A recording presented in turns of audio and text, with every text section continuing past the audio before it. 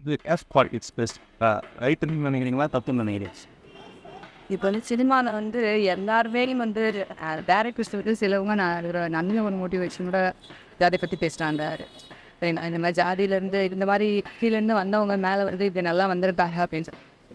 வெளியில் பேசிக்கலாம், சிட்டிக்குள்ளே வேணா மேபி இதோட பாதிப்பு இந்த வெளியில் தெரியாமல் இருக்கலாம்.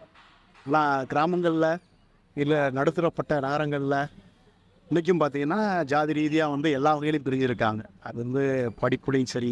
ஃபார் எக்ஸாம்பிள் எப்படி சொன்னால் தீப்பெட்டி இருக்குது, நம்ம விளக்கு கொளுத்துறோமா வீட்டை கொளுத்துறோமான்றது நம்ம கையில் தான் இருக்குது.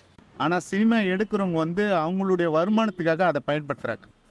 இப்போ அவங்களுக்கு வருமானம் வரணும் இல்லைங்களா, அதுக்காக இந்த ஜாதியை கொண்டு உள்ள போட்டு அதில் ஒரு கலெக்ஷனை பார்த்து அதில் வெற்றி அடைகிறாங்க. அதை வச்சு பண்ணுறதா சினிமா. நாம் அதை எடுத்துக்கூடாது. அது அரசியலாக ஜாதி கீழே அதை மாதிரி நம்ம எடுத்துக்கூடாது. உலகம் உருண்டேன்னு அமெரிக்காக்காரன் கண்டுபிடிக்கல, ஐயாம் தான் கண்டுபிடிச்சது.